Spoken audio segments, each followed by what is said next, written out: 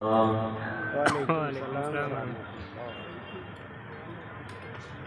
الحمد لله وحده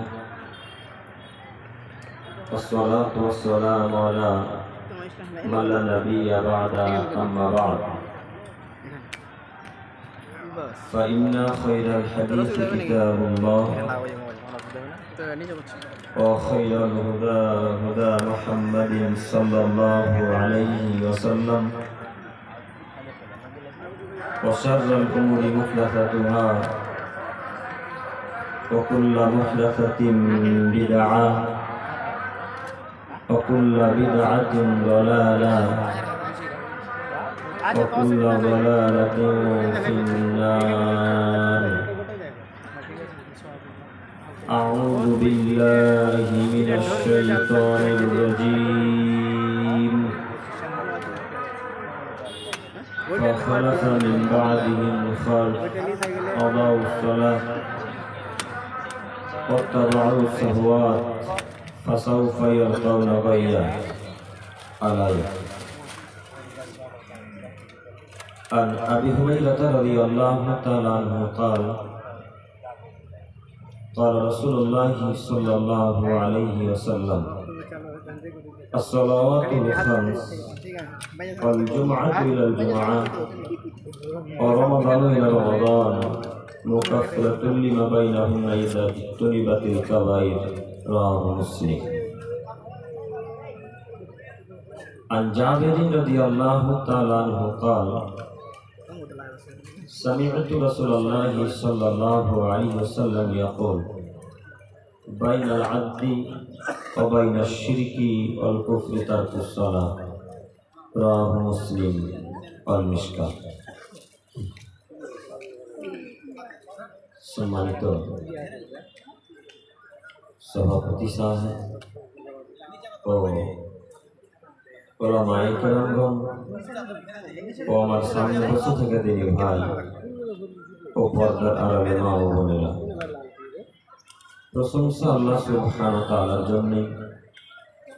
শান্তি অবতীর্ণ হোক আল্লাহ রাসূলের উপর সাল্লাল্লাহু আলাইহি ওয়াসাল্লাম। সম্মানিত উপস্থিতি, আপনাদের বক্তব্যের বিষয় দেওয়ার নির্ধারিত বিষয়ের উপরে আলোচনা হবে ইনশাআল্লাহ। তার আগে জরুরি কয়েকটি কথা আপনাদের সাথে আমার। তার প্রথম জরুরি কথা হচ্ছে এই যে আপনারা যেগুলো মানুষ দাঁড়িয়ে আছেন কেউ দাঁড়িয়ে থাকবেন না, এটা আমার অনুরোধ। হয় আপনি বসে যান নয়তো বা চলে যান ভাই। আমি আপনাকে অনুরোধ জানাচ্ছি, আমি আপনার দিনী ভাই, আমি আপনাকে অনুরোধ করে বলতে চাচ্ছি যে আপনারা কেউ দাঁড়িয়ে থাকবেন না, এটা আমার অনুরোধ। এক। দুই, এই মাইকের আওয়াজ যতদূর পর্যন্ত যাচ্ছে আমি আমার সমস্ত দিনী ভাই ও বোনদেরকে অনুরোধ জানাচ্ছি যে রাস্তাঘাটে বাজারে দোকান পাশারে ঘোরা বন্ধ করে স্টেজের সামনে যথেষ্ট জায়গা পড়ে আছে, আপনি সেই জায়গাতে এসে বসার চেষ্টা করুন। সম্মানিত মা ও বোন, আপনাকেও আমি অনুরোধ করে বলি, আপনার স্বামীর তো লজ্জা নেই একথা আমি জানি, তো আপনারও কি লজ্জা নেই? আপনার স্বামী তো পুরুষত্ব বিক্রি করে খেয়েছে রথবাড়ি মালদা বাজারে, আপনিও কি নিজের হায়া বোধ ইমানকে বিক্রি করে খেয়েছেন? আপনি কেন বাজারে? আপনি কেন রাস্তাতে? আপনি কেন ফুচকার দোকানে? আপনি এখন পর্যন্ত রাস্তাতে দাঁড়িয়ে আছেন আর হাজার হাজার পুরুষ আপনাকে ধাক্কা মারছে। আপনার এতটুকু খারাপ লাগে না? এতটুকু তো খারাপ লাগা উচিত যে আমার স্বামী আমার মোহরান আদায় করেছে, আমার স্বামী আমাকে ধাক্কা মারবে, আমার স্বামী আমাকে টাচ করবে, আমার স্বামী আমাকে স্পর্শ করবে। ইহা ছাড়া পৃথিবীটার কোনো মানুষ আপনাকে স্পর্শ করতে পারে না।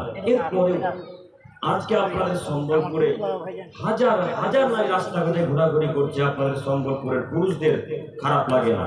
তার মানে এই বাক্যের বিবরণ দ্বারা বোঝা যাচ্ছে আপনাদের পুরুষত্ব নেই, পুরুষত্ব সব মালদা রথবাড়ি বাজারে বিক্রি করে খেয়েছেন।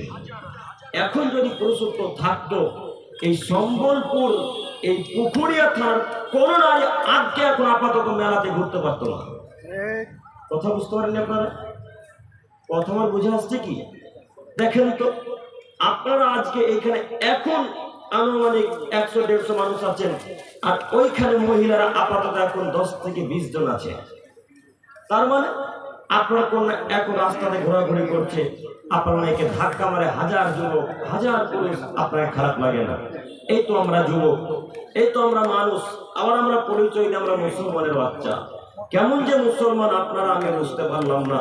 সম্মানিত তিনি ভাই, আচ্ছা একটু আপনাকে আমি অনুরোধ করে বলি, আপনাকে জালসা শুনতে আসতে কে বললো গো? কে বলেছে আপনাকে জালসা শুনতে হবে? কথা কে বললো? আপনার তো জালসা শোনা ফরজ নয়। জালসা শোনা তো ফরজ নয়। ফরজ হচ্ছে আপনার কন্যা, আপনার স্ত্রী পর্দা করবে, এটা ফরজ। কথা বুঝতে পারেননি? কথা বুঝে আসছে কি? আচ্ছা একটা কথা বলি আপনাদের সাথে, আর বক্তব্যের পূর্বে আর একটি কথা বলি, যে আমি যতক্ষণ কথা বলবো আপনারা একটু আমার সাথে কথা বলবেন। ইনশাল্লাহ, ইনশাল্লাহ হবে, ইনশাল্লাহ, ইনশাল্লাহ। এবার আপনাদের বলতে চাচ্ছি যে আপনি এখন এখান থেকে উঠে চলে যান, দেখেন আপনার কন্যা আজকে মঞ্চে বসে আছে কিনা। যদি না থাকে আপনি আপনার কন্যাকে, আপনার স্ত্রীকে মেলা থেকে ধরে নিয়ে এসে বাড়িতে ঢুকিয়ে রাখেন, বাড়িতে বন্দি করে রাখেন। আপনার স্ত্রী বাজার ঘাটে ঘুরতে পারেন। আপনি কেন বুঝতে পারেন না? আপনার কন্যার কারণ আপনি জাহান্নামে যাবেন কেন, এটা আমি বুঝতে পারলাম না। আপনার স্ত্রীর কারণ আপনি জাহান্নামে যাবেন কেন, এটা আমি বুঝতে পারলাম না। সম্মানিত মুরব্বী সাহেব, আপনাকে আমি অনুরোধ করে বলতে চাচ্ছি, আপনি যথেষ্ট বুদ্ধিমান মানুষ, আপনাকে আল্লাহ বিদ্যা দিয়েছেন। তাই এখানে যেন না আসে আমার ক্যামেরার কাছে, এই ক্যামেরার কাছে এটা যেন ফাঁকা থাকে সবসময়। তুমি জালি বেলি মানে ওখানে ভিডিও চলছে। আচ্ছা, ওই দিকটা একটু কন্ট্রোল রাখবেন, নিয়ন্ত্রণ করবেন আপনারা। সম্মানিত উপস্থিতি, বলতে চাচ্ছিলাম যে আপনাকে এখান থেকে চলে যাওয়া উচিত, আপনার স্ত্রীকে, আপনার কন্যাকে আগে দেখা উচিত। যাই হোক, আমি এইখানে আবারও আসতে পারি ইনশাআল্লাহ জরুরি প্রয়োজনে, আয়াত এবং হাদিসের পরিপ্রেক্ষিতে। তার আগে আমি যে বাক্য আয়াত এবং হাদিস পেশ করেছি সেটা হচ্ছে সালাত। একটু আপনারা আমার দিকে একখানে চেয়ে থাকুন। সালাত এমনই একটা ইবাদত যে কোনো মানুষের সুবিধা অসুবিধা বোঝে না। সালাত এমন একটা ইবাদত যে কোনো মানুষের সুবিধা অসুবিধা বোঝে না। আব্দুল করিম ভাই, তাহলে কি অন্যান্য ইবাদতের মানুষের সুবিধা অসুবিধা বোঝে? জি, অন্যান্য ইবাদত মানুষের সুবিধা অসুবিধা বোঝে। তার একটি হচ্ছে হজ। হজ মানুষের সুবিধা অসুবিধা বোঝে। আব্দুল করিম ভাই কি করে? একটু এই পুকুরিয়া থানার সম্বলপুরের মানুষ, কোন একটা মানুষ হজে যাবে, হজে যাওয়ার বেশ 1 সপ্তাহ 2 সপ্তাহ আগে তার শরীর খারাপ হয়ে গেছে, বিছানা থেকে উঠতে পারে না। এখন এই সম্বলপুরের একটা লোক এমন একটা লোককে খোঁজ করবে যে ওটা পূর্বে আগে হজ করে এসেছে। কোথা থেকে? মক্কা থেকে। হজ তো 3 জায়গায় হয়, জানেন না? হজ হয় ওই টুঙ্গির ময়দানে, যেটা বাংলাদেশে অবস্থিত। আর 2টা হজ হয় আমাদের ভারতবর্ষের পশ্চিমবঙ্গের অন্যান্য জেলাতে, যার একটা নাম ফুরফুরা শরীফ, যার আর একটা নাম পাথর চাপড়ি। এই হজ নয়, যে হজ মক্কাতে হয় সেই হজ সম্বলপুরের মানুষ যদি করে আসে, আর এই লোকটা তাকে কাগজপত্র টাকা পয়সা ভরিয়ে দিয়ে বলবে, ভাইয়া এর ভিসা পত্র, এর টাকা পয়সা, আপনি আমার পরিবর্তে হজ করে দেন। ওই লোকটা যদি আপনার পরিবর্তে হজ করে দেয়, তো উনি সাফা মারওয়া সাই করে কাবা ঘর সব করে যত নেকি পাবে, আপনি তাকে টাকা পয়সা দেওয়ার কারণে তত নেকি পাবে। এই দেখুন হজের বিকল্প রাস্তা। কথা বুঝে আসলো কি? কথা বুঝে এসেছে কি? কথা বুঝতে না পারলে আমি সামনে দিকে এগিয়ে যাবো না। কেন? আমি এখন বক্তব্যে চলে যাবো। কালকে সকালবেলা চায়ের দোকানে বলবেন, আব্দুল করিম ভাই কি যে বক্তব্য দিল, কিছুই বুঝতে পারলাম না। এই কথা আমি শুনতে আসিনি। আপনাকে অনুরোধ জানাচ্ছি, আপনি আমার কথা বুঝতে পারলে হ্যাঁ বলবেন, না বুঝতে পারলে না বলবেন। কেন? আমি একটা কথা 2 বার 3 বার 4 বার বলতে ইচ্ছুক। আমি আপনাকে চাই যে আপনার কথা বুঝতে শিখুন। আপনাকে দেখাতে চাচ্ছিলাম হজের বিকল্প রাস্তা আছে। আরেকটা ইবাদতের বিকল্প রাস্তা আছে, তার নাম সিয়াম, যাকে আমরা রোজা বলে চিনি। এই সিয়াম রাখবেন তো আপনার শরীর অতীব খারাপ। অভিজ্ঞ ডাক্তার বলেছেন আপনি রোজা রাখলে আপনার শরীর আরো খারাপ হয়ে যাবে, আপনার অসুখ বেড়ে যাবে। এখন আপনাকে রোজা রাখতে হবে না, আপনি এমন একটা লোককে ডাকবেন, সাহারি ইফতারি করাবেন। ওই লোকটা সারাদিন না খেয়ে, সারাদিন না পান করে, সারাদিন স্ত্রীর কাছে না গিয়ে যত নেকি পাবে, আপনি সাহারি ইফতারি খাইয়ে তত নেকি পাবেন। এই দেখুন সিয়ামেরও বিকল্প রাস্তা। উল্লেখ্য যে সালাতের কোনো বিকল্প রাস্তা নেই। আব্দুল করিম ভাই কেমন করে সালাতের বিকল্প রাস্তা একটু দেখান। জি, একটু আপনার অসুখ হয়ে গেছে, এত জ্বর বিছানা থেকে উঠতে পারেন না, আসর রক্ত হয়ে গেছে, এমন তো অবস্থা আপনার স্ত্রীকে ডেকে বলছেন, রহিমা আমি তো বিছানা থেকে উঠতে পারি না গো, তো তুমি আমার পরিবর্তে আসরের নামাজটা পড়ে দাও না। তো এখন যদি আপনার স্ত্রী আপনার পরিবর্তে আসরের নামাজটা পড়ে দেয় তো হবে? হবে গো? হবে না। তার মানে বোঝা যাচ্ছে সালাত মানুষের সুবিধা অসুবিধা বোঝে না। আপনি যেখানেই থাকুন না কেন, যেখানেই থাকুন না কেন, ট্রেনের উপরে থাকুন, বাসে থাকুন, ট্রাকে থাকুন, গরুর গাড়ির উপরে থাকুন, আপনি প্লেনে থাকুন, যেখানে থাকুন না কেন, পৃথিবীর মুসলিম নর নারী, পৃথিবীতে যেখানে যারা মুসলিম হিসেবে বসবাস করছেন, তাদেরকে যে কোনো মূল্যে 5 ওয়াক্ত সালাত আদায় করতে হবে, যে কোনো মূল্যে। সম্মানিত মুরব্বী সাহেব, এই বক্তব্যের এই বাক্যে আশা করবেন। আর একটা বাক্য আপনাকে পেশ করে বোঝাতে চাচ্ছি, সেটা যেই একটু আমাদের নবী মুহাম্মদ সাল্লাল্লাহু আলাইহি ওয়াসাল্লাম বললেন, রাস্তা থেকে যদি কোনো ব্যক্তি কষ্টদায়ক বস্তুকে সরিয়ে দেয় তো ফলাফল জান্নাত। রাস্তা থেকে যদি কোনো মানুষ কষ্টদায়ক বস্তু সরিয়ে দেয় তো ফলাফল কথা বলে জান্নাত। আল্লাহ নবী কথা বলেন, একটু রাস্তাতে কষ্টদায়ক বস্তু পাথর হতে পারে, রাস্তাতে কষ্টদায়ক বস্তু কুকুর মারা হতে পারে, বিড়াল মারা হতে পারে, বড় কাঁচ হতে পারে, বড় পাথর হতে পারে। এই বড় পাথর, কাঁচ, কাঁটাটাকে যদি এখন কোন সম্বলপুরের মানুষ, মুসলিম ব্যক্তি সরিয়ে দেয় তো ফলাফল জান্নাত। একটা কুকুর রাস্তাতে মরে পড়ে আছে, তো দুর্গন্ধে সম্বলপুরের মানুষ টিকতে পারে না। এখন সম্বলপুরের কোনো একটা লোক যদি কুকুরটাকে সরিয়ে দেয় তো ফলাফল জান্নাত। পানি কার? মুহাম্মদ সাল্লাল্লাহু আলাইহি ওয়াসাল্লামের। আব্দুল করিম ভাই, আল্লাহ নবী কি কুকুরের কথা বললেন? না, আল্লাহ নবী কুকুরের কথা বলেননি। আল্লাহ নবী বললেন কষ্টদায়ক বস্তু। আচ্ছা, কষ্টদায়ক বস্তু পাথর হতে পারে, কষ্টদায়ক বস্তু বড় কোন আরো অসুবিধাজনক কোনো বস্তু হতে পারে, কোনো কাঁচ হতে পারে, এক কথায় কষ্টদায়ক বস্তু। আচ্ছা, এই কুকুরটা দুর্গন্ধ বেরিয়ে গেছে, পচে গেছে, এখন সম্বলপুর মানুষ টিকতে পারবে না। বর্তমান নাসার বৈজ্ঞানিকরা প্রমাণ করে বলছেন যে দুর্গন্ধের কারণে মানুষের অসুখ বিসুখ বেশি হয়, দুর্গন্ধের কারণে মানুষের অসুখ বিসুখ শরীরে বেশি আসে। এই কুকুরটা দুর্গন্ধ ছড়িয়ে দিয়েছে, এখন সম্বলপুরের মানুষ টিকতে পারবে? টিকতে পারবে না। এই সম্বলপুরের কোনো একটা লোক যদি কুকুরটাকে নিয়ে গিয়ে মাঠে কোথাও গর্ত খনন করে পুঁতে দেয় তো ফলাফল জান্নাতের কথা মুহাম্মদ সাল্লাল্লাহু আলাইহি ওয়াসাল্লাম বলেন। উল্লেখ্য যে লোকটা কুকুরটাকে মাঠে গর্ত খনন করে পুঁতে এলো, লোকটা সালাত আদায় করে না।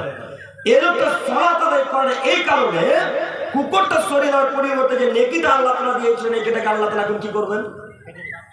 কেটে দিবেন। কেন? এই লোকটা নামাজ পড়ে না, তার জন্য এই লোকটা নাকি টিকবে না। কথা বুঝে আসেনি মনে হয়? সম্মানিত মুরব্বী স্যার, কথা বুঝে এসেছে কি? এই লোকটা নাকি টিকবে না। তার মানে বোঝা যাচ্ছে যে কোন ইবাদত কবুল করার পূর্বে সালাত জরুরি। যে কোন ইবাদত রবের দরবারে কবুল করাতে চাইলে আগে সালাত লাগবেই। সম্মানিত মুরব্বী সাহেব, সম্মানিত উপস্থিতি, পৃথিবীতে যেখানে যারা মুসলিম হিসেবে বসবাস করছে তাদেরকে যে কোনো মূল্যে 5 ওয়াক্ত সালাত আদায় করা লাগবে, যে কোনো মূল্যে। সম্মানিত দিনী ভাই এবং একটু আপনারা আমার দিকে লক্ষ্য করে দেখুন, সালাত আদায় করতে হলে খ্রিস্টানদের সালাত আদায় লাগে না, ইহুদিদের সালাত লাগে না, হিন্দু ভাইদের সালাত লাগে না, নাসারাদের সালাত লাগে না, সাঁওতালদের সালাত লাগে না, পাগলদের, যারা পাগল হয়ে গেছে, যাদের বিদ্যা বুদ্ধি কাজ করে না, যাদের বিদ্যা নেই, যাদের বুদ্ধিও নেই, যাদের মানবতা নেই, এরা পাগল মানুষ, এদের সালাত লাগে না, এদের সালাত আদায় করতে হয় না। এখন উপস্থিত বর্তমান সম্বলপুরের মানুষ, যত মানুষ সালাত আদায় করে না, এই পুকুরিয়া থানার মানুষ যত মানুষ নামাজ পড়ে না, সারা পৃথিবীতে যেখানে নামাজ পড়ে না, তাহলে কি এরা খ্রিস্টানদের চাইতে খারাপ? তাহলে কি এরা সাঁওতালদের চাইতে খারাপ? তাহলে কি এরা নাসারাদের চাইতে খারাপ?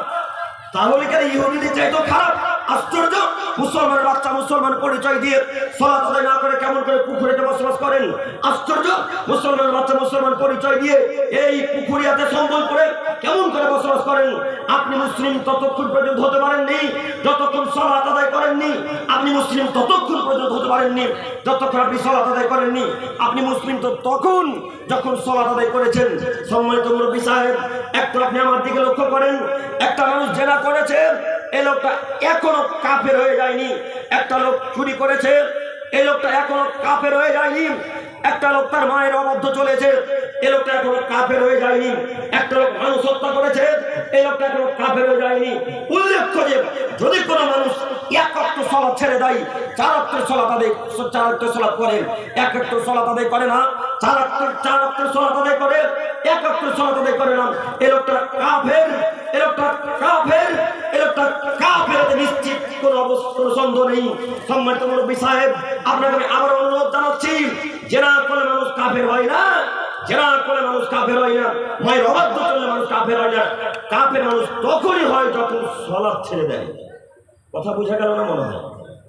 এখন আপনাকে জরুরি ভাবে অনুরোধ করে বলতে চাচ্ছি, এখন পর্যন্ত যত মানুষ সালাত আদায় করে না, এরা এখন পর্যন্ত কাফের। তাই আপনাকে আমি আবার অনুরোধ জানাচ্ছি, আজকের পর থেকে আর সালাত আদায় না করে পৃথিবীতে বসবাস করবেন ইনশাআল্লাহ। ইনশাআল্লাহ, ইনশাআল্লাহ। একটু আব্দুল করিম ভাই, সালাত আদায় করা খুব কঠিন। জি, আসলেই কঠিন। সালাত আদায় করা খুবই যে কঠিন। ফজরতে ঘুম ভাঙে সকাল 8টার সময়, 4টার সময় ঘুম ভাঙে না, অতীব কঠিন। আচ্ছা, এই জায়গাতে আসার পূর্বে আর একটু কথা বলি।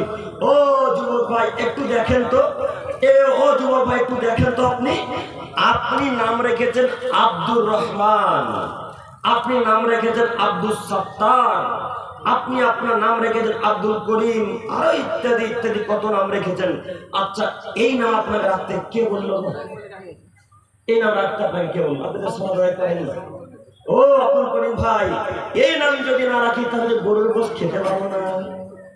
কে বলেছে গরুর গোশ খেতে পাবেন না? কে বলেছে গরুর গোশ খেতে পাবেন না? হাজার হিন্দু ভাইরা গরুর গোশ খায়, আপনি জানেন না? হাজার খ্রিস্টানেরা গরুর গোশ খায়, আপনি জানেন না? ওই যে আপনাদের বিখ্যাত নেতা, নাম বলে চিনতে পারবেন, কিন্তু নাম বলার প্রয়োজন মনে করেন আমি কারণ একটু আপনাকে দেখাই, চিনতে পারবেন। যিনি সদা সর্বদাই হিন্দু মুসলমানের কিভাবে ঝগড়া লাগবে এটাই তার কাজ, এই ব্যাপারে বক্তব্য রাখে তিনি। কথা বুঝতে পারেননি মনে হয়?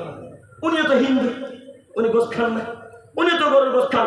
বাড়িতে রাতের বেলা রুটি দিয়ে মাংস খাই, উনিও তো হিন্দুর বাচ্চা, তিনি গরুর মাংস খাই। আপনিও মুসলমান, আপনি গরুর মাংস খান। তো আপনাকে মুসলমান না রাখতে কে বলল? কে বলল? আপনি জানেন না? মালদা জেলার হাজার মানুষ ওই কেরালাতে কাজ করে, না? হাজার লোক কেরালাতে কাজ করে। কেরালা যখন বক্তব্য দিতে গিয়েছিলাম, এই মালদার ভাইরা দাওয়াত করে নিয়ে গিয়েছিল কেরালা বক্তব্য দিতে। ওই কেরালায় বক্তব্য দিতে গিয়ে আমাকে এক পর্যায়ে একটা রুমে রাখলো। তো রুমের আশেপাশে লোকগুলো সব খ্রিস্টান। আমরাও গরুর গোশ খাচ্ছি, ওরাও খাচ্ছে, ওরাও গরুর গোশ খাই, খ্রিস্টান। তারপরে তা আপনি মুসলমান, আপনি যদি খ্রিস্টানের নাম রাখেন তা আপনি গরুর গোশ খেতে পাবেন না? অবশ্যই পাবেন। আপনি মুসলমানের নাম রাখলেন কেন? একটু আপনাকে আমি এখানে দেখাতে চাচ্ছিলাম, সালাত আদায় করে মুসলমান দাবি করতে হয়, সালাত আদায় না করে যেটা মুসলমান দাবি করা যায় না। আপনি আব্দুর রহমান নাম পরিবর্তন করে আজকে নাম রাখবেন হরে কৃষ্ণ। আব্দুল জব্বার নাম পরিবর্তন করে আজকে নাম রাখবেন অমির বাস্কি, অমির বাস্কি সাঁওতালদের নাম।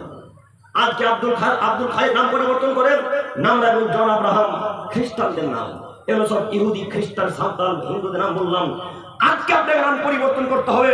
আর যদি পরিবর্তন না করতে পারেন তো যে কোনো মূল্যে আজকে এসার থেকে এই মুহূর্তে সালাত আদায় করে এই মঞ্চে আসতে হবে ইনশাআল্লাহ। পারবেন ইনশাআল্লাহ? পারবেন ইনশাআল্লাহ?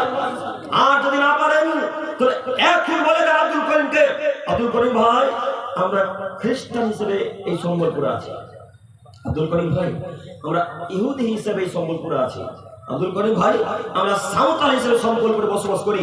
একজন মায়ের বেলা যদি এখন এই মঞ্চে উপস্থিত হাত তুলে বলে দিতে পারে সাঁওতাল হিসেবে সম্বলপুরে বসবাস করছি, তাই আমার পর্যন্ত সম্বলপুর পুকুরে থানার মানুষকে তাই আমার পর্যন্ত কোনোদিন সালাতের ব্যাপারে কথা বলবো ইনশাআল্লাহ। ইনশাআল্লাহ। একজন বলেন সাঁওতাল হিসেবে আছেন, একজন বলেন খ্রিস্টান হিসেবে বসবাস করছেন, বলবেন না? না, কেউ হাত তুলবেন না। তার মানে বোঝা যাচ্ছে সম্বলপুরের সব এখন মুসলমান, এখন সব মুসলিম হিসেবে আছে। উল্লেখ্য যে এরা নামধারী মুসলিম, এরা গোশ খাওয়া মুসলিম, এরা রাসূলের বাড়িতে মুসলিম নয়। সম্মানিত দিনী ভাই, আপনাকে আমি কোন বাক্য দিয়ে বুঝাবো? আপনার আব্বাকে কি দিয়ে বুঝাই? আপনার আব্বাও সালাত আদায় করে না, আপনিও সালাত আদায় করেন না। একটু এই আব্বুর কথা যখন এলো, একটা আয়াত পেশ করে সামনের দিকে এগিয়ে যেতে চাইছি। একটু দেখেন তো, লক্ষ্য করেন তো। মহান আল্লাহ তাআলা বলেন, ফাখালাফা মিন বাদিহিম খালফ। আদমের ছেলে মেয়ে তোমরা শোনো, অতঃপর তাদের পরে এলো অপদার্থের দল, আদাউস সালাত, যারা তাদের সালাতকে নষ্ট করলো, অত্তাবাউস শাহওয়াত, যারা তাদের কুপ্রবৃত্তির অনুসরণ করলো, ফাসাউফা ইয়ালকাউনা গাইয়্যা, অচিরেই আমি আল্লাহ তাআলা তাদেরকে ভ্রান্ত পথের শাস্তি ভোগ করাবো। একটু এই আয়াতের তিনটি বাক্য। এক, যারা সালাত আদায় করে না তারা অপদার্থ মানুষ, যারা মন মতো চলে তাদেরকে আল্লাহ জাহান্নামে দিবে। কাদের মতো? ভ্রান্ত পথের মানুষ যেমন চলাচল করে তাদের মতো। ভ্রান্ত পথের লোক মানে আব্দুল করিম একটু বুঝিয়ে বলে যাবেন। ভ্রান্ত পথে আছে ইহুদিরা, ভ্রান্ত পথে আছে খ্রিস্টানেরা, ভ্রান্ত পথে আছে সাঁওতালেরা, ভ্রান্ত পথে আছে বেদাতি ভাইয়েরা, ভ্রান্ত পথে আছে ইহুদি খ্রিস্টান অমুসলিমেরা। এদেরকে আল্লাহ যে এখানে দিবেন, যারা মন মতো চলে আল্লাহ তাআলা তাকে সেখানে দিবেন। কথা বুঝে আসেনি? মন মতো যে চলবে আল্লাহ তাকে সেইখানে দিবেন। একটু আব্দুল করিমের মন মতো কেমন চলা একটু বুঝিয়ে বলেন, আমরা বুঝতে পারিনি বাক্যটা। একটু বলি, আজকে যখন মাগরিবের আজান হয়, তখন চায়ের দোকানে আপনি আর আব্দুর রহমান, আপনার দুই বন্ধু একসাথে চা পান করছেন। মুয়াজ্জিন সাহেব মাগরিবের আজান দিয়ে দিয়েছেন। এমন তো অবস্থায় আপনি উঠে যাচ্ছেন, তো আপনার বন্ধু আব্দুর রহমান বলছে, আরে আব্দুল খালিক বস, আজানটা হোক তারপরে যাবি। আচ্ছা, আব্দুর রহমানের কথা শুনে আপনি বসে গেলেন। আজান শেষ, উঠে গেছেন। এমন তো অবস্থায় আপনার বন্ধু আব্দুর রহমান বলছে, আব্দুল খালিক আরে মাগরিবের নামাজটা এসারে পড়ে নিবি রে, কাজা কি আদায় করা হয় না? কাজা আদায় করা হয় না গো? কাজা তো আদায় করা হয়। তো আব্দুর রহমান, আব্দুল খালিক তুই মাগরিবের নামাজটা এসারে আদায় করে নিবি। ওই যে বন্ধুর কথা শুনে থেকে গেলেন, এই লোকটাকে এখন আল্লাহ জাহান্নামে দেবেন। কেন? এই লোকটার মন মতো চললো, এই লোকটা অন্তকে ঠেকাতে পারলো না। কথা আমার কি বুঝে আসছে আপনাদের? অন্তরকে যে লোকটা ঠেকাতে পারবে, যে মহিলা ঠেকাতে পারবে, তাকে আল্লাহ জান্নাত দেবের কথা আল্লাহ বলে, কথা আল্লাহ নবীও বলেন। তো অন্তরকে ঠেকানো যে খুবই কঠিন, খুবই যে কঠিন। আপনাদের ইমাম সাহেবের নামে গীবত চলছে, আপনি কি উপস্থিত, তখন একটা গীবত অন্য একটা দুর্নামের কথা বলেছে, তখন আপনি বলছেন, হ্যাঁ রে ঠিকই বলেছিস রে, আমাদের ইমাম সাহেব এইরকমই করে। আর অন্তরকে ঠেকাতে পারলেন না, আর মনকে ঠেকাতে পারলেন না। ওই যে লোকটা 10 মিনিট 20 মিনিট ধরে ইমামের নামে গীবত করে যত পাপ অর্জন করলো, আপনি শুধু গিয়ে বলেছেন ঠিক বলেছিস, আপনি কত পাপ অর্জন করলেন। এই জন্য আপনাকে মাঝে মাঝে বলি যে এখানে 2 জন মানুষ থাকবে, সেখানে আপনি 3 জনকে উপস্থিত হবেন না। এখানে 2 জন মানুষ উপস্থিত থাকবে, সেখানে 3 জনকে আপনি উপস্থিত হবেন না। যদি 3 জনকে উপস্থিত হন, তাহলে কারণ নামে গীবত করার জন্য এই জীবটা শুধু লুলুকুতু করে। জীবটা শুধু বলে, আরে কারণ নামে বল না, কারণ নামে কিছু বল না, এই বাক্য শুধু বলতে থাকে। আপনাকে দেখাতে চাচ্ছিলাম অন্তরকে যদি ঠেকাতে পারেন তো জান্নাত হবে ইনশাআল্লাহ। এই বাক্য শেষে ছিল। আমি প্রথম বাক্যের তাফসীর করলাম। একটু আমি প্রথম বাক্যে ফিরে গেলাম। আল্লাহ বললেন, আদমের ছেলেরা তোমরা শোনো, অতঃপর তাদের পরে অপদার্থের দল, আদাউস সালাত, যারা তাদের সালাতকে নষ্ট করলো। এই আয়াতের বিবরণ দ্বারা বোঝা যাচ্ছে, যারা সালাত আদায় করে না তারা অপদার্থ মানুষ, যারা সালাত আদায় করে না তারা অশিক্ষিত মানুষ, যারা নামাজ পড়ে না তারা বেয়াদব মানুষ। আচ্ছা, একটু এই বাক্য বুঝতে পারছেন কিনা দেখেন তো। আল্লাহ আরবিতে বললেন যারা সালাত আদায় করে তারা অপদার্থ। এই আরবি বাক্যটাকে যদি আমি বাংলাতে ট্রান্সলেট করে আমি এই সম্বলপুরের মানুষকে শোনাই, তাহলে এখন আমি অপরাধী না আল্লাহ অপরাধী গো? কথা বুঝতে পারেননি? কথা বুঝতে পারেননি? আবার বলি, তার মানে আপনাকে মনোযোগ সঙ্গে বক্তব্য শোনেন না মনে হয় না? আচ্ছা, একটা কথা বলি, আমি মাঝে মাঝে আপনাদেরকে প্রশ্ন করব, প্রশ্নের উত্তর না দিতে পারলে অপমান হতে হবে। এই জন্য বলছি একটু মনোযোগ সহকারে বক্তব্য শ্রবণ করেন। আবার শোনেন,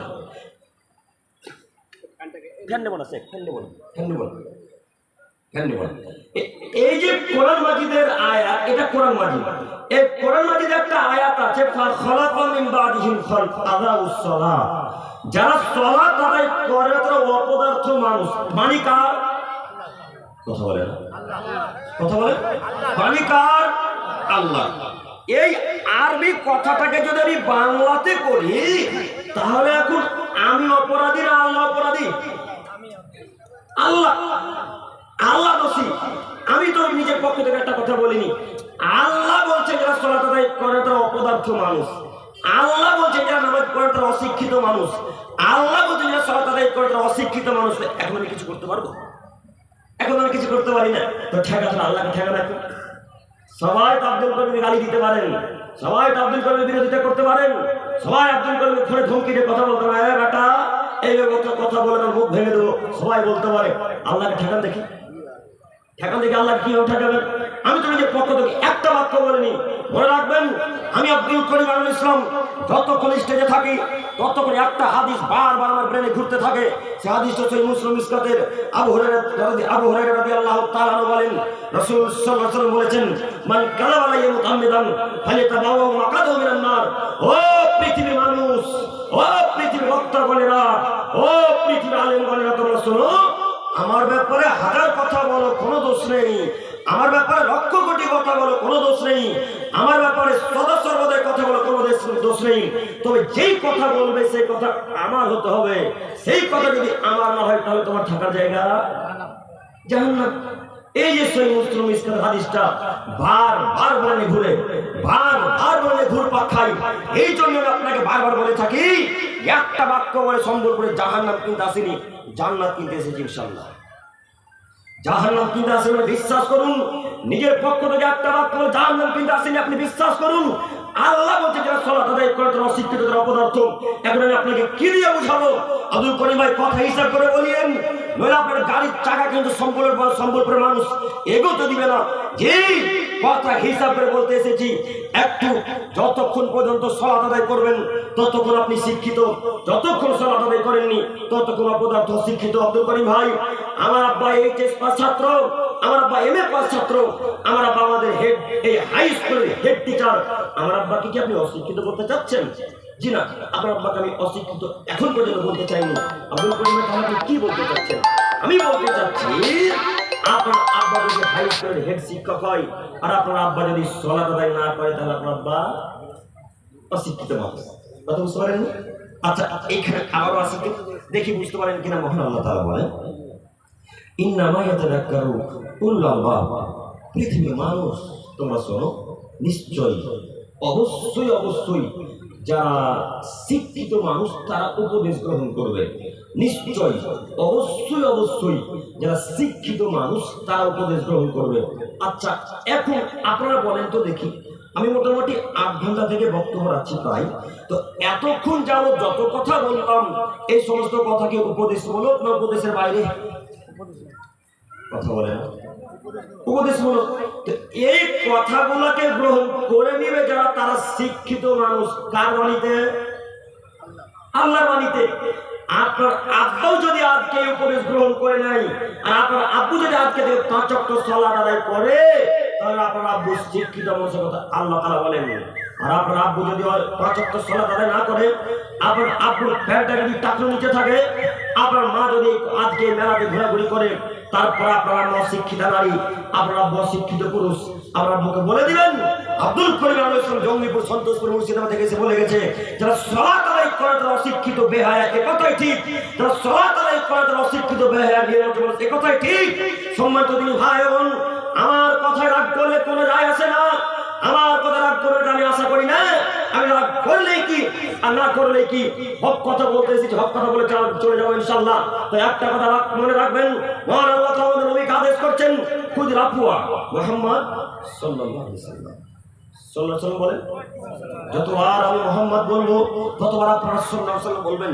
শুধু আমি নই, যত মানুষের মুখ থেকে শুনবেন, যত আলেমের মুখ থেকে শুনবেন, যত মানুষের মুখ থেকে শুনবেন, বারবার সাল্লাল্লাহু আলাইহি ওয়াসাল্লাম বলবেন।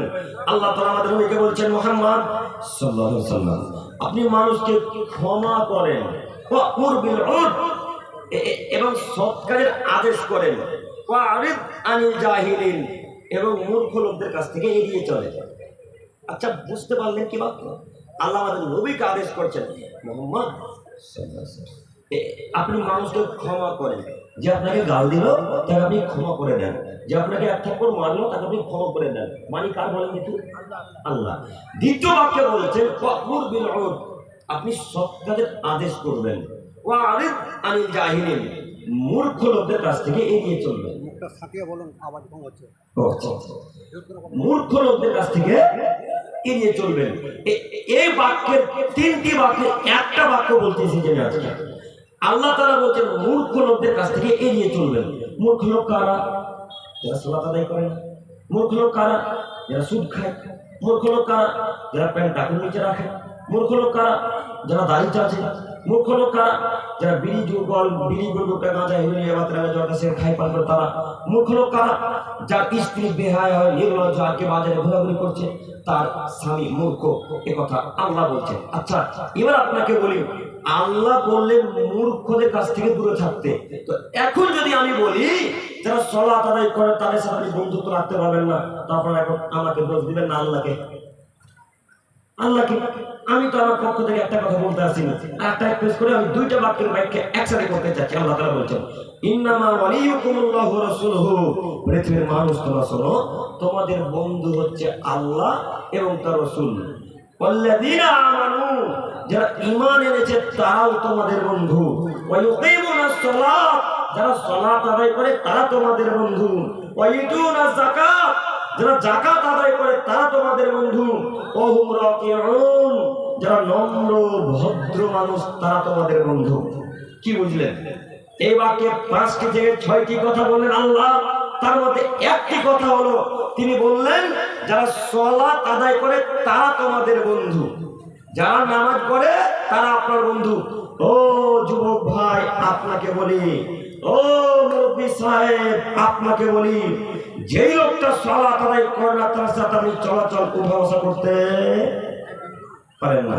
আব্দুল করিম ভাই কেমন কথা যে বললেন, আমার বাপই যে নামাজ পড়ে না তো আমি কি বাপের সাথে চলবো না? না, আবার আব্বা সালাত আদায় করে না ততক্ষণ চলতে পারবেন না আল্লাহর নামে। আপনাকে আমি কেমন করে বুঝাই? আব্দুল করিম ভাই কি যে বলছেন, আমাদের প্রায় লোকই যে নামাজ পড়ে তাহলে কার সাথে উঠা বসা করবো? যে লোকটা সালাত আদায় করে তার সাথে উঠা বসা করতে হবে, এটা আল্লাহর বিধান, আল্লাহর আদেশ। আপনাকে অনুরোধ করে বলতে চাচ্ছি যুবক ভাই, আপনি সালাত আদায় করে পৃথিবীতে বসবাস করার চেষ্টা করেন, নচেত আপনার পৃথিবীতে বসবাস করে কোনো লাভ নেই। একটু আপনার আমার দিকে তাকান। এই বাক্যকে এখান পর্যন্ত রেখে একটা আয়াত পেশ করে সামনের দিকে এগিয়ে যেতে চাইছি। মহান আল্লাহ তাআলা বলেন ফাওয়াইলুল লিল মুসাল্লিন, পৃথিবীর মানুষ তোমরা শোনো, ধ্বংস সুনিশ্চিত, ধ্বংস অবধারিত, ধ্বংস হবেই হবে ওই সমস্ত মানুষ, ওই সমস্ত নামাজি যারা ইচ্ছা মতো সালাত আদায় করে, যারা খুশি মতো সালাত আদায় করে তারা ধ্বংস হবে। আব্দুল করিম ভাই ইচ্ছা মতো সালাত মানে একটু বুঝিয়ে বলেন না? ইচ্ছা মতো সালাতটা বুঝতে পারলাম না। ইচ্ছা মতো সালাতের অর্থ হচ্ছে যারা জোহরের সালাত আসরে আদায় করে, আসরের সালাত মাগরিবে আদায় করে, মাগরিবের সালাত এশাতে আদায় করে। ফজরের কথা বলবো? কি বলবো? ফজরে তো মানুষ উঠে না, উঠে ফজরে তো মানুষ আসে না। আচ্ছা একজন আপনি এখানে আপনি আছে, আচ্ছা আপনারা আজকে জুমার মসজিদে একজন জামাতে সালাত আদায় করে হাত তোলেন তো? এই মসজিদের আন্ডারে আপনি কতজন মুসল্লি এসেছিল তো? 50-60টা মোটামুটি ঘর আছে কত? 200 প্লাস নাকি? অক্টা মসজিদ আছে। আচ্ছা এই মসজিদের আন্ডারে 100টা মানুষ থাকলো, 100টা মানুষ আচ্ছা আচ্ছা মেনে নিলাম 100টা বাড়ি আছে। তো 100টা বাড়ি থেকে যদি একটা করে লোক ফজর কাজ তো কতটা লোক হতো? 100টা হয়েছে কয়জন? 60 জন। তো বাদ বাকি 40টা লোক কবরে ঢুকেছিল নাকি সম্ভব করে? এরা তখন কোথায় ছিল? ও যখন সকাল 8টা বেজেছে তখন উঠে গেছে, চল উঠলে এখন মাঠে কাজে যেতে হবে, তাই না? তো এই লোকগুলা মসজিদ মাদ্রাসা কবরস্থান দখল করবে না তো সাঁওতালদের দখল করতে যাবে হিন্দুরা? হ্যাঁ, এদের ওয়াকফের জমি দখল করবে না তো কাদের জমি নিতে যাবে? এবার কথা বুঝতে পারেননি? আপনি সকাল 8টার সময় ঘুম থেকে উঠবেন, ওরা সকাল 4টার সময় এসে ঝান্ডা পুঁতে মন্দিরে পূজা রেখে বাড়ি চলে যাবে। আমি কি করবেন? কখন বাধা দেবেন? কথা বুঝতে পারেননি? কথা বুঝে আসছে কি? আপনি সকাল 8টার সময় ঘুম থেকে উঠবেন, ওরা ভোর রাত্রি 4টা 4:30টার সময় এসে আপনার গোরস্থানকে ভেঙে মসজিদে পূজা রেখে মসজিদকে চূর্ণ বিচ্ছিন্ন করে দিয়ে তাদের ঝান্ডাকে রেখে দিয়ে দুর্গা পূজা কালী পূজাকে রেখে চলে যাবে। আপনি বাধা দিতে পারলেন? বাধা দিতে পারলেন না। আপনি যদি সকাল 4টার সময় উঠতেন, ভোর রাত্রি 4টার সময়, ওই খ্রিস্টান হিন্দু বাচ্চা যদি আসতো, তখন তাদেরকে বলতেন, বেটা মসজিদ এখন করতে এসেছো, তোমার তো ঘুমিয়ে দেবো, নাও বাড়িয়ে যাও ওখান থেকে। এই বাক্য যদি আপনি বলতেন, তাহলে ওই হিন্দুরা আসার সময় সুযোগ পেত? সুযোগ পেত না। আপনার ভয়টা চলে যেত। আপনার সুযোগে মসজিদ দখল হয়েছে, আপনার সুযোগে মাদ্রাসা দখল হয়েছে, আপনার সুযোগে মসজিদ হারিয়েছে, আপনার সুযোগে মাদ্রাসা টাকা হারিয়েছে, আপনার সুযোগে ওই গোরস্থান হারিয়েছে। আপনি বিশ্বাস করুন, এই ভারতবর্ষে 9.4 লক্ষ একর অক্ষের সম্পত্তি রয়েছে। এই ভারতবর্ষে শুধু 9.4 লক্ষ একর অক্ষের সম্পত্তি রয়েছে। সব সম্পত্তি আল্লাহর। দেখাশোনা করে কে? মুসলমান মানুষ। সব সম্পত্তি কার? দেখাশোনা করে কে? আল্লাহ। আস্তাগফিরুল্লাহ। আমরা মুসলমানেরা 9.4 লক্ষ একর জমি, আজকে ওই বদ মানুষ, অশিক্ষিত বেহায়া নোংরা মানুষেরা আজকে আমাদের কাছ থেকে জমি ছিনে নিতে চাইছে। আপনি কি করলেন এতক্ষণ পর্যন্ত? আপনি কি করলেন? ওই 9.4 লক্ষ একর অক্ষের সম্পত্তির বর্তমান মূল্য 1.2 লক্ষ কোটি টাকা। 1.2 লক্ষ কোটি টাকা। 1.2 লক্ষ কোটি টাকা। একটু এই 1.2 লক্ষ কোটি টাকাটা মাথাতে রাখেন। আমি আপনাকে এখানে একটা নতুন কথা বলে আপনাকে বোঝাতে চাচ্ছি। ওরা নাকি বলছে অক্ষের সম্পত্তি আমাদের কাছে থাকবে, যদি থাকে তাহলে মুসলমানদের আমরা কল্যাণ করবো, মুসলমানদের আমরা আরো ভালো করবো। মুসলমানরা কল্যাণ করতে জানে না, মুসলমানরা উন্নতি করতে জানে না। ওই অক্ষের সম্পত্তি যদি আমরা নিয়ে নিই, মুসলমানদের ভালো হবে। এরকম কথা অমিত শাহ বলেনি? কথা বুঝে নিয়ে খবর দেখেন না? অমিত শাহ বলেনি যে আমাদের কাছে যদি অক্ষের সম্পত্তি চলে আসে আমরা মুসলমানদের কল্যাণ করবো। এ কথা তিনি বলেছেন। ও অমিত শাহ বাবু, আপনি একটা আমাদের ওই বাবরি মসজিদকে সংরক্ষণ করতে পারলেন না, রাম মন্দির তৈরি করে দিলেন, আবার 9.4 লক্ষ একর জমিকে কিভাবে আপনারা আমাদের সংরক্ষণ করবেন? কথা বুঝতে পারেননি? একটা সামান্য বাবরি মসজিদকে আমাদের নিজের আয়ত্তে রাখতে পারলেন না, বাবরি মসজিদের চূর্ণ বিচূর্ণ করে ভেঙে রাম মন্দির তৈরি করলেন। আর 9.4 লক্ষ একর জমিকে আপনি কিভাবে সংরক্ষণ করবেন মুসলমানদের জন্য? এখনো ব্রেন খুলেনি মনে হয় আপনাদের, না? ওই অমিত শাহ কথাতে হাজার মুসলমান সমর্থন করেছে। এদেরকে যদি মুসলমান বলেন তাহলে কাফির কে গো? এদেরকে যদি শিক্ষিত বলেন আসলে অশিক্ষিতকে? ওই অমিত শাহ কথাকে হাজার মুসলমান সমর্থন করেছে। তারা বলেছে হ্যাঁ অমিত শাহ ঠিকই বলেছে। জি না, অমিত শাহ ঠিক বলে। তারা মুনাফিক মানুষ। সকালে এক কথা বলে বইকাল আরেকটা কথা পরিবর্তন করবে। ওরা গিরিগিটি মানুষ। গাছে যে এরকম রং পরিবর্তন করতে, মাটিতে আর এক রং পরিবর্তন করবে, তাদের নাম গিরিগিটি, তাদের নাম অমিত শাহ। এরা আপনার কখনো কল্যাণ করতে পারে না। আপনার মসজিদকে ভেঙে মন্দির তৈরি করেছেন, কালকে আপনার গোরস্থান ভেঙে সেখানে মন্দির তৈরি করবে। এতে কোনো সন্দেহ আছে? করবে? এতে কোনো সন্দেহ আছে? কোনো সন্দেহ নেই একটু। আপনার হাতে ক্ষমতা ছিল 9.4 লক্ষ একর জমির ক্ষমতা আপনার হাতে ছিল, অর্থাৎ মুসলমানের হাতে ছিল। 1.2 লক্ষ কোটি টাকার সম্পত্তি আমার আপনার হাতে ছিল। এরপরেও তারা আমাদের উপরে এত অত্যাচার চালিয়েছেন, এরপরেও তারা আমাদের মসজিদ মাদ্রাসা ভেঙেছে, এরপরেও তারা আমাদের অত্যাচার করেছে। ওই যে উত্তরপ্রদেশের মাঝে মাঝে মসজিদ ভেঙে দেয়, উত্তরপ্রদেশের গোরস্থানকে ভেঙে দেয়। এত সম্পত্তি আমাদের হাতে থাকার পরেও তারা আমাদের মসজিদ মাদ্রাসা ভেঙেছে কি ভাঙেনি? কথা বলে না? ভেঙেছে কি ভাঙেনি? ভেঙেছে। যেখানে সেখানে মুসলমানদের বাড়ি ধরে জয় শ্রীরাম বলা করিয়েছে কি করেনি?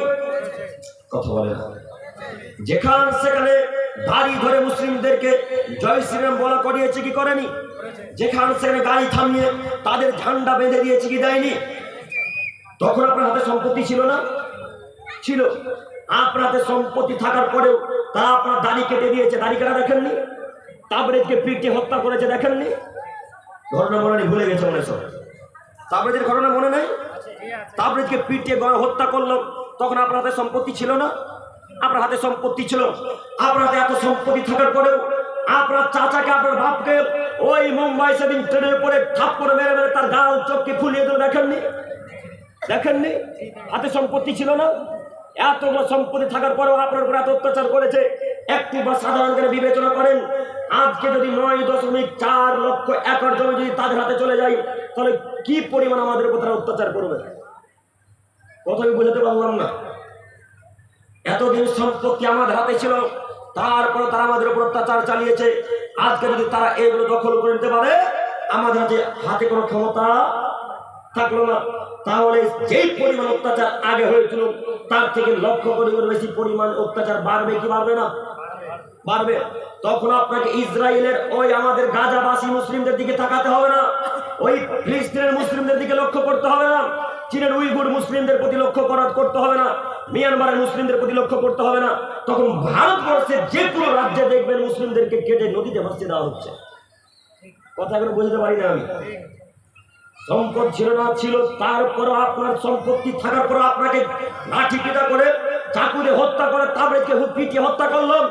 আজকে যদি 9.4 লক্ষ একর জমিকে দখল করে নিতে পারেন, আপনার সমস্ত সম্পদ যদি নিয়ে নিতে পারেন, আপনাকে কুকুরের মতো তাদের নিচে পায়ে নিচে রাখবে, এতে কোনো সন্দেহের অবকাশ নেই। সতর্ক হন মুসলিম জাতি, জেগে উঠুন। কতদিন ঘুমিয়ে থাকবেন? কতদিন খোঁজরক্তে ঘুমিয়ে ঘুমিয়ে কাটাবেন? কখন আল্লাহকে বলবেন আল্লাহ আপনার সম্পত্তি তুমি রক্ষা করো? আল্লাহ কখন আপনি আল্লাহকে কখন বলবেন আল্লাহ মুসলিম জাতিকে রক্ষা করো? কখন আপনি আল্লাহকে বলবেন আল্লাহ ফিলিস্তিনের মুসলিমদেরকে রক্ষা করো? কখন আপনি বলবেন আল্লাহ গাজাবাসীকে রক্ষা করো? কখন আপনি বলবেন ওই মিয়ানমারবাসীকে রক্ষা করো? কখন আপনি বলবেন চীনের উইগুর মুসলিমদের রক্ষা করো? বলবেন কখন? আমাদের নবী মুহাম্মদ সাল্লাল্লাহু আলাইহি ওয়াসাল্লাম বলছেন, রাত্রের 3 ভাগে যখন 2 ভাগ শেষ হয়ে যায়, 1 ভাগ যখন বাকি থাকে, আমাদের আল্লাহ প্রথম আসমানে নেমে আসেন। আমাদের আল্লাহ প্রথম আসমানে নেমে এসে যে যা চায় আল্লাহ তাকে তাই দিয়ে দেন, যে যা চায় আল্লাহ তাকে তাই দিয়ে দেন। আল্লাহ তাআলা বলছেন, হে আদমের ছেলে মেয়ে, কেউ যদি তোমার আমার কাছ থেকে অসুখ থেকে মুক্তি পেতে চাও, এই গভীর রাত্রে বলো, আমি তোমার অসুখ থেকে তোমাকে মুক্তি দান করব। আদমের ছেলে মেয়ে, তোমরা শোনো, যদি তোমরা আমার কাছে টাকাতে বরকত পেতে চাও, যদি তোমরা পরিবারের সুখ শান্তি পেতে চাও, এই গভীর রাত্রে এখন আমাকে বলো, আমি আল্লাহ তোমার দোয়া কবুল করব। ও মাইয়া সালনি ফাউতিয়াহু, যে যা চায় আল্লাহর কাছে আল্লাহ তাকে তাই দিয়ে দিবেন। হাদিস সহিহ মুসলিম মিসকাত। আপনাদের দেখাতে যাচ্ছিলাম, রাতের 2 ভাগের 3 ভাগে যখন 2 ভাগ শেষ হয়ে যায়, 1 ভাগ যখন বাকি থাকে, আল্লাহ প্রথম আসমানে নেমে এসে ডাক দিয়ে বলেন, এই সময় আপনাকে উঠে আল্লাহকে বলতে হবে, আল্লাহ তুমি তোমার সম্পত্তি রক্ষা করো, আল্লাহ মুসলিম জাতিকে তুমি অপর সম্পত্তি ফিরিয়ে দাও, আল্লাহ ওয়াকবিল বাতিল করে দাও, আল্লাহ মুসলিম জাতিকে রক্ষা করো, আল্লাহ তুই ফিলিস্তিনবাসীকে রক্ষা করো, আল্লাহ গাজাবাসীকে রক্ষা করো, আল্লাহ তুই মিয়ানমারবাসীকে রক্ষা করো। এই দোয়া যদি আমরা হাজার হাজার মুসল্লি করি, একজনের দোয়া তো কবুল হবে ইনশাআল্লাহ। হবে না? সবাই তো হারাম খুন নয়, তাই না? একটু করে যদি আব্দুল করিম হারামের হাতে আব্দুল করিম দোয়া কবুল হবে না। ওই গভীর রাত্রে 3:30টার সময় উঠেছেন, যে পাঞ্জাবিটা পরে ডাকছেন, সেই পাঞ্জাবিটা হারামের তৈরি। আল্লাহকে ডাকতে ডাকতে এক পর্যায়ে চোখের পানি বেরিয়ে গেছে, তখন আল্লাহ তাআলা এক পর্যায়ে বলেন, ও আব্দুল করিম সাহেব, হারামের পাঞ্জাবিটা খোলো, তাহলে দোয়া কবুল হবে। কথা বুঝতে পারলাম না? তো হাজার হাজার লোক সবাই কি হারাম খুন নাকি? সবাই তো হারাম খুন নয়, কারো না কারো দোয়া কবুল হবেই হবে ইনশাআল্লাহ। এইভাবে গভীর রাত্রে যদি আপনি দোয়া করতেন, তো দোয়া কবুল হতো কি হতো না? ইনশাআল্লাহ হতো। একদিন দোয়া করেছেন? করেন। আজকে মোটামুটি 2 সপ্তাহ হতে আসছে এই বিলটা পাস হওয়া, যত সময় নেই আজকে যত সময় 2 সপ্তাহ পার হয়ে আসছে এই বিলটা। আপনি একদিন আল্লাহকে বলেছেন কান্নাকাটি করে, আল্লাহ তুমি তো সব কিছু রক্ষা করতে পারো না, আল্লাহ তুমি তো সব কিছুর মালিক, আল্লাহ তুমি ওই আব্রাহাকে যেমন ধ্বংস করেছিলে, আল্লাহ ফেরাউন কারুনকে যেমন ধ্বংস করেছিলে, আল্লাহ তুমি এদেরকে ধ্বংস করে দাও। এইভাবে একদিন বলেছেন আল্লাহকে? বলবেন কিভাবে? ঘুম ভাঙে তো 8টার সময়, তখন বলবেন আল্লাহকে। কথা বলে বুঝাতে পারলাম না। কখন বলবেন আল্লাহকে? কখন চাইবেন আল্লাহর কাছে? ছেলে মেয়ের জন্য কখন চাইবেন? সারা পৃথিবীর মুসলিমদের জন্য কখন দোয়া করবেন? আমাদের জন্য কখন দোয়া করবেন? সারা পৃথিবীর জাতির মুসলিম জাতির জন্য কখন দোয়া করবেন? সম্মানিত দিনী ভাই, সম্মানিত মুরব্বী সাহেব, ওই যে প্রথম বাক্যে একটা কথা বললাম, সকাল 8টার সময় যদি আপনার ঘুম ভাঙে, ওরা ভোর রাত্রি 4টার সময় সে মন্দিরে পূজা রেখে চলে যাবে মসজিদে, আমি বাধা দিতে পারবেন না। রাস্তাতে যেতে যেতে দেখতে পাচ্ছি হাজার গাড়িকে থামিয়ে তাদের ঝান্ডা বেড়ে দিচ্ছে, হনুমানের ঝান্ডা। দেখেননি? দেখছেন না? আমার কথা শুনে হ্যাঁ দিচ্ছেন, দেখেছেন? আমাদের ওই ফারাক্কা পার করে শামসেরগঞ্জ একটা থানা আছে, নাম শুনেছেন? যেটা এত ঝামেলা তোলপাড় চললো, ওই যে আরএসএস এর দল, বিজেপির দল সেখানে গিয়ে বাধা দিল, মুসলিমদেরকে উঠিয়ে নিয়ে গিয়ে এখন পর্যন্ত মোটামুটি 110টা থেকে 120টা মানুষ উঠাও গায়ে বাজে, খবর জানে তারা কোথায় আছে এখন পর্যন্ত।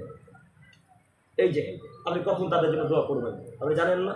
আল্লাহ নবী সাল্লাল্লাহু আলাইহি ওয়াসাল্লাম বলছেন, একজন মুসলমান আর একজন মুসলমানের উপর অধিকারকে 6টি, তার শেষ অধিকারটি হচ্ছে সর্বদাই একজন মুসলমান আর একজন মুসলমানের জন্য দোয়া করবে। তিনি বলবেন, আল্লাহ পৃথিবীতে যেখানে মুসলমান থাকবে না কেন, আল্লাহ তুমি মুসলমানকে তুমি রক্ষা করো। এই দোয়া আপনাকে আল্লাহ নবী করতে বাধ্য করে গেছে। একদিন করেছেন, একদিনও করলেন না। সম্মানিত ভাই, আমি আপনাকে দেখাতে চাচ্ছিলাম অপ্রের সম্পত্তি, আপনার অপ্রের সম্পত্তি সব আল্লাহর, শুধু দেখাশোনা করে আমাদের মুসলমান লিডারেরা, আমরাই দেখাশোনা করি। এই সম্পত্তি যদি আজকে আমার আপনার হাত থেকে চলে যায়, যেইখানে আপনার মাকে আজকে মাটি দিয়ে এসেছেন, যেখানে আপনার আব্বুকে 2, 3, 4 দিন, 5 দিন, 1 সপ্তাহ আগে মাটি দিয়ে এসেছেন, কালকে আপনার ছেলে যখন মারা যাবে ওইখানে মাটি দিতে পাবেন না, এসে তারা দখল করে নেবে। যেদিন আইন পাস হয় তার 2 দিন পর সাহারানপুর বলে একটা উত্তর দিনাজপুরের গ্রাম জায়গা আছে, চিনেন আপনারা? শেখ আপনি জানেন না? আপনারা জানতে পারবেন। সাহারানপুর 9.5 একর জমির গোরস্থানকে 2টা বোল্ডাজার দিয়ে চালিয়ে ভেঙে চুরমার করে দিয়েছে। দেখেননি? আজকে সেখানে গোরস্থান ভেঙে দিল, কালকে কলকাতা ভাঙবে, তারপরে নদিয়ার ভাঙবে, তারপরে হাওড়ার ভাঙবে, তারপরে মুর্শিদাবাদের ভাঙবে, তারপরে মালদা জেলাতে আসবে। কোনো গ্যারান্টি আছে? কথা বুঝে নিয়ে গেল। কথা বুঝতে পারেননি? মাটি দিবেন তখন কোথায়? মাটি দিবেন? তখন হিন্দুদের মতো শ্মশানে গিয়ে পুড়িয়ে ছাড়া করে দিতে হবে। তখন আব্বু আম্মুকে মাটি দেওয়ার কোনো জায়গা থাকবে না। এখন সময় আছে আপনাকে জেগে উঠতে হবে। দোয়া করবেন ইনশাআল্লাহ, অপরের সম্পত্তির জন্য দোয়া করবেন ইনশাআল্লাহ। আল্লাহকে বলবো, আল্লাহকে আপনি ক্যান্সেল করে দেন, বাতিল করে দেন, বলতে পারবো না? পারবেন ইনশাআল্লাহ? ইনশাআল্লাহ বলতে ভয় লাগে নাকি? পারবেন ইনশাআল্লাহ? ইনশাআল্লাহ। আল্লাহ তোমার কাছে শেষ পর্যায়ে ভিক্ষা চাইছি, মাহমুদ তুমি বিলটাকে বাতিল করে মুসলিম জাতিকে রক্ষা করো। সকলে বলি আমিন। সম্মানিত মুফতি সাহেব, আমি বলতে চাচ্ছিলাম সালাত, একটু আপনি আমার দিকে তাকান। ফজর ওয়াক্তের সালাত অতীব গুরুত্বপূর্ণ, অতীব মূল্যবান সালাত। তাই আপনাকে আমি যে কোনো মূল্য বলতে চাচ্ছি, ফজর ওয়াক্তের সালাতটাকে বেশি প্রাধান্য দিতে শিখুন। একটু যে বাক্য দেখাতে গিয়ে এত দূর কথা বলে গিয়ে চলে এলো, সেটা হচ্ছে এই ইচ্ছা মতো যারা সালাত আদায় করবে তারা ধ্বংস হবে। আব্দুল করিম ভাই, আমরা তো ইচ্ছা মতো সালাত আদায় করি না, আপনি একটু বুঝিয়ে বলেন। আমরা তো ইচ্ছা মতো সালাত আদায় করি না, একটু বুঝিয়ে বলেন। জি, এবার দেখাচ্ছি। চাচা, এবার আমার কথাটার বিরোধিতার বিরুদ্ধে যাবে, কিন্তু বিরুদ্ধে গেলে আমি কিছু করতে পারি না। আমি আপনাকে দিক শিখাতে এসেছি, একটু দেখেন। আপনি সালাতে দাঁড়িয়েছেন, তো চক্ষু এখন কোথায় থাকবে? সিজদা যাবে। তা আপনার চক্ষু ঘড়িতে কেন? হ্যাঁ চাচা, কথা বুঝে আসেনি মনে হয়? আপনার চক্ষু ঘড়িতে কেন? আপনার চক্ষু পাশের ব্যক্তি কি করছে এই ব্যক্তির দিকে চক্ষু কেন? সিজদা তো চক্ষু তো সিজদা জায়গাতে থাকা লাগবে, আপনি তো অন্য দিকে চক্ষু নিয়ে যেতে পারেন না। এটা ইচ্ছা মতো সালাত। আপনাকে আমি অনুরোধ করে বলতে চাচ্ছি, রাসূলের দেওয়া পদ্ধতিতে সালাত আদায় করবো ইনশাআল্লাহ। ইনশাআল্লাহ। আপনার রুকু সিজদা আসলেই হয় না, রুকু সিজদা আসলেই হয় না। এই কত যুবক ভাই মুখে দাঁড়িয়ে দেখতে পাচ্ছি, এই যুবক ভাইদের রুকু সিজদা ঠিকই হয়, আলহামদুলিল্লাহ। কেন? এরা হাদিস কোরআন পড়ে রুকু সিজদা ঠিক করেছে, আর আপনি এখন হুজুরের কথাতে রুকু সিজদা চালিয়ে গেছেন। তাই এই ভাইদের রুকু সিজদা ঠিক হয়, আমি এটা গ্যারান্টি দিয়ে বলতে পারছি। যদিও ভুল হতে পারে, তারপরে আপনাকে বলতে চাচ্ছি, এই যুবক ভাই আপনাকে বললো, চাচা আপনার সালাত হচ্ছে না গো, চাচা আপনার রুকু হয়নি গো, চাচা আপনার সিজদা হয়নি। তখন আপনি খেপে গেলেন কেন? তখন আপনি এই বাক্য বললেন, বেটা আজকে 20 বছর থেকে নামাজ পড়ছি, 2 দিন নামাজ পড়ে মাথা বলি করছো। এই বাক্য মুরব্বীরা বলে না, মনে বলে? এই বাক্য মুরব্বী হিসেবে আপনি বলতে পারবেন না? আপনার রুকু সিজদা নাও হতে পারে, এটা কোনো সন্দেহ নেই, তাই না? মানুষের শিক্ষার কোনো বয়স নেই, যে যত বড় তত জ্ঞান অর্জন করে, কথাই ঠিক। আপনাকে আমি অনুরোধ জানাচ্ছি, আপনি মুরব্বী সাহেব, আপনি বাচ্চা ছেলেদের কথা রাগ করবেন না। বাচ্চা ছেলেদের রুকু ঠিকই হতে পারে, আপনার রুকু ঠিক হয়, এই কথাই ঠিক। আপনি রুকু যখন গেছেন তখন আপনার হাত বাঁকা হয়ে আছে, থাকে না? কথা বলে না, রুকুতে জানতে হাত বাঁকা থাকে না? আর যুবক ভাই হাত দেবেন, হাত স্ট্রেট আছে। এটাই হলো রাসূলের দেওয়া পদ্ধতি। রুকু হাত একদম স্ট্রেট থাকবে, হাত সোজা থাকবে। রুকুতে যাবে, সিজদাতে যাবেন, তখন আগে হাত করবে, আগে হাঁটু নয়, আগে হাত যাবে, হাত দিয়ে হাত ধরে এইভাবে একটু চেড়ে থাকবে। কথা বুঝে আসেনি মনে হয়? তো আপনি এমন ভাবে সিজদা দিচ্ছেন যেমন কুকুর শুয়ে থাকে বাড়ির সামনে, সেইভাবে সিজদা দিয়ে আছেন। কুকুরের শোয়া দেখেছেন কি? কুকুরের শোয়া দেখেননি? সামনে দুই পাকে বেড়া করে মাটির সাথে লেবেল করে দিয়ে থাকে, আপনার সিজদা ওই মতো। এই মতো তো রাসূলের পদ্ধতি সিজদা নয়। কথা বলে বুঝে আসেনি মনে হয়। যদি না বুঝতে পারেন সকালবেলা ইমাম সাহেবকে জিজ্ঞাসা করেন, ইমাম সাহেব রুকু সিজদা কেমনে করবো আপনি একটু দেখে যান। ইমাম সাহেব আপনাকে শেখানোর জন্য এই মসজিদে চাকরি করছে, আমি আপনাকে অনুরোধ জানাচ্ছি রাসূলের দেওয়া পদ্ধতি যদি সালাত না হয় তাহলে সালাত কবুল হবে না। আমি এখান পর্যন্ত বক্তব্যকে রেখে আমি সামনের দিকে আয়াত পেশ করে এগিয়ে যেতে চাইছি। মহান আল্লাহ তাআলা বলেন, মা সালাকাকুম ফি সাকার, পৃথিবীর মানুষ তোমরা চলো, যখন জাহান্নামীদেরকে একবার লাঠি চার্জ করতে করতে জাহান্নামের দিকে এগিয়ে নিয়ে আসা হবে, যখন লাঠি চার্জ করতে করতে জাহান্নামের দিকে নিয়ে আসা হবে, তখন জাহান্নামের যিনি গেটম্যান, যিনি দারোগা, উনি জিজ্ঞাসা করবেন সমস্ত জাহান্নামবাসীকে উদ্দেশ্য করে, তিনি বলবেন, এ জাহান্নামী দলেরা, কেন তোমরা জাহান্নামে এসেছো? কেন তোমরা আজকে জাহান্নামে এসেছো তোমরা বলো। তখন সমস্ত জাহান্নামবাসী এক বাক্যে উত্তরে বলবেন, কালু লাম নাকু মিনাল মুসাল্লিন, শুনুন দারোগা সাহেব, আমরা সালাত আদায় করতাম না, এই কারণে আমরা জাহান্নামে এসেছি। আবার তিনি জিজ্ঞাসা করবেন, আর কিসের কারণে জাহান্নামে এসেছো? তখন তিনি আবার আমরা সবাই বলবো যারা জাহান্নামী তারা সবাই আবার বলতে শুরু করবেন, ওয়ালাম নাকু নুতিমুল মিসকিন, আমরা ফকির মিসকিনকে খাদ্য খেতে দিতাম না, এই কারণে জাহান্নামে এসেছি। এইভাবে কারণ বিবরণ আরো পিছনে আছে, আমি সেই দিকে যেতে চাচ্ছি না, যেহেতু আমার বিষয় আজকে সালাত। প্রথম বাক্যে আমরা প্রশ্নের উত্তরে বলবো, মা ক্বালু লাম নাকু মিনাল মুসাল্লিন, আমরা সালাত আদায় করতাম না। মুরব্বি সাহেব, আপনি যারা আপনারা এখন পর্যন্ত সালাত আদায় করেন না, যুবক ভাই আপনারা এখন পর্যন্ত সালাত আদায় করেন না, আপনাদেরকে অনুরোধ করছি, দেখেন তো আয়াতের বাক্য আপনার সাথে মিলে কিনা, দেখেন তো আয়াতের বিবরণ আপনার সাথে মিলছে কিনা। আল্লাহ বলছেন ফেরেশতা জিজ্ঞাসা করবেন, তখন সমস্ত জাহান্নামবাসী উত্তরে বলবেন, ক্বালু লাম নাকু মিনাল মুসাল্লিন, আমরা সালাত আদায় করতাম না, আমরা নামাজ পড়তাম না, এই কারণে জাহান্নামে এসেছি। আচ্ছা বলেন তো কেন জাহান্নামে গিয়েছে সব? সালাত আদায় করতো না এই কারণে। আর একটি কারণ হলো ফকির মিসকিনকে খাদ্য খেতে দিত না, এই কারণে। আচ্ছা সালাতের বিষয়টি বুঝলেন, ফকির মিসকিনের বিষয়টি বুঝেননি। একটু আপনাকে দেখাই, ফকির মিসকিন যদি বাড়িতে ভিক্ষা চাইতে আসে, সব কাজ কর্মকে ত্যাগ করে আগে ভিক্ষা দিবেন, তারপরে অন্য কোনো কাজ। মনে থাকবেন ইনশাআল্লাহ, সব কাজ কর্ম ত্যাগ করে ফকিরকে ভিক্ষা দেবো, তারপরে অন্য কোনো কাজ। কেন? আপনি তো ভিক্ষা দিবেন এতটুকু, আপনার এতটুকু চাল নিয়ে পেট ভরবে, তাকে আরো 20-25-100 বাড়ি ঘুরতে হবে, তাই না? তো 20-25টা বাড়িতে যদি সবাই বলে 5 মিনিট দাঁড়ান, 2 মিনিট দাঁড়ান, 3 মিনিট দাঁড়ান, তো ওই লোকটার কত মিনিট লস হলো? বুঝতে পারেননি মনে?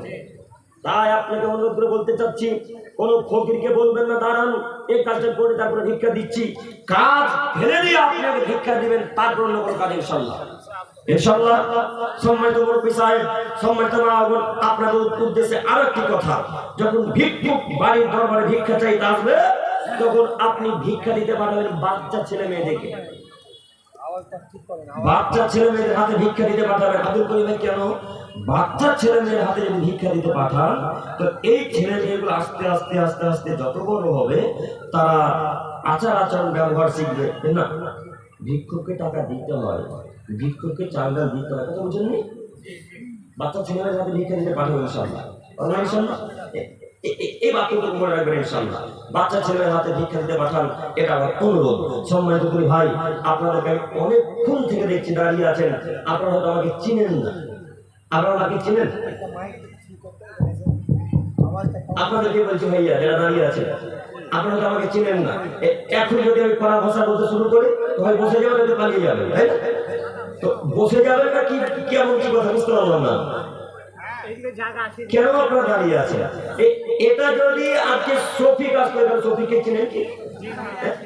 আজকে যদি শফিক আসলে এই লুচ্চা ছেলেগুলো কেউ পিছনে দাঁড়িয়ে থাকতো না, সব এখানে দাঁড়িয়ে থাকতো, বসে থাকতো, তাই না?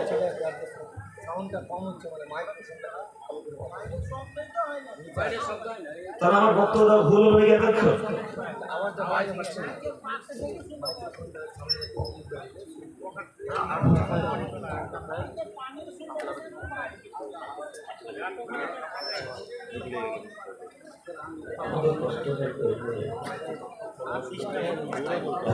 আচ্ছা, ভাইয়া কথা বুঝেননি এখনো? বসে যান আমার দিনী ভাই, আপনার দিনী ভাই আপনাকে অনুরোধ জানাচ্ছি, আমি আপনার দিনী ভাই আপনাকে অনুরোধ জানাচ্ছি।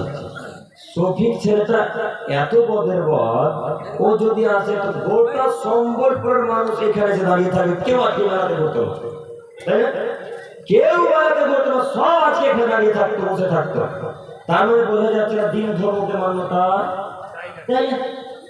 এটাই ঠিক, দিন ধর্মকে তো মান্যতা দেয় না, আপনার স্ত্রীও দেয় না। দেখবেন কিভাবে, দেখবেন কিভাবে, একটু দেখেন, আপনাকে দেখাই, দেখেন আপনাকে আমি দেখাই, একটু আপনারা আমার দিকে তাকান। আপনার ওই 1.5 বছর একটা শিশু সন্তান আছে, মেয়ে আছে বা ছেলে আছে, এই ছেলেটা কান্না করছে, বা 3 বছর একটা ছেলে আছে কান্নাকাটি করছে। তো আপনার স্ত্রী রান্না করছে রান্নাঘরে, কিচেন রুমে, তো রান্না করতে করতে আপনার ছেলে যখন কান্না করে উঠেছে, তখন আপনার স্ত্রী বলছে, বেটা পদ্মা বেটা তাকে মোবাইল আছে, বেটা মোবাইলটা নিয়ে শফিকের ভিডিও দেয়, বলে না? কথা ভুল হবে বলে না, বলে। আচ্ছা, আপনার স্ত্রী যদি শফিকের ভিডিও বাচ্চাকে দেখতে বলে, তো ওই ছেলেকে কি করবে গো? কি করবে? এই ছেলেটার ভিডিও আপনারা দেখবেন, এটা আমি কোনোদিন আশা করিনি। আপনারা কি আহলে হাদিস নন? এটা কি মাঝহাবি এলাকা না আহলে হাদিস? কথা বলে না, কথা বলো। আহলে হাদিস না, সব আহলে হাদিস। আহলে হাদিস এলাকাতে শফিক চলে, এটা বুঝতে পারলাম না। আহলে হাদিস এলাকাতে অন্যান্য আরো মানুষ চলে, বুঝতে পারলাম না। কেমন আহলে হাদিস? তার মানে শুনে শুনে আহলে হাদিস, তাই না? শুনে শুনে সলফে সালেহীনদের মানুষ অনুসরণ করেন। আপনি প্রকৃত আহলে হাদিস নন, আপনি প্রকৃত সলফে সালেহীনদের মানুষ অনুসরণ করেন না। আপনি যদি প্রকৃত আহলে হাদিস হতেন, তাহলে এই ছেলের ভিডিওটা আপনার বাড়িতে 1 ঘন্টা চলতে, বহু দূরের কথা 1 সেকেন্ড চলতো না, ইনশাআল্লাহ, তাই 1 সেকেন্ড চলতো না। আপনারা আহলে হাদিস পরিচয় দেন, আবার হাতে তাবিজও বাঁধেন, বাঁধেরা সম্পর্কের মানুষ বাঁধে। আপনারা আহলে হাদিস পরিচয় দেন, আবার হাতে কালো ধাগাও দেন। আহলে হাদিস পরিচয় দেন, আবার প্যান্ট টাকলো নিচেও পরেন। আহলে হাদিস পরিচয় দেন, আবার আপনার স্ত্রী কন্যা ক্যামেরাতে ঢং ঢং ঢং ঢং করে ঘুরে বেড়াচ্ছে। এটা আহলে হাদিস? জি না, এরা আহলে হাদিস নয়। এরা আহলে হাদিসের খুশুসিয়ত বুঝে না। প্রকৃত আহলে হাদিস হতে হবে, তাবিজের মুখে লাথি মেরে দিতে হবে। প্রকৃত আহলে হাদিস গান বাজনার মুখে লাথি মেরে দিতে হবে।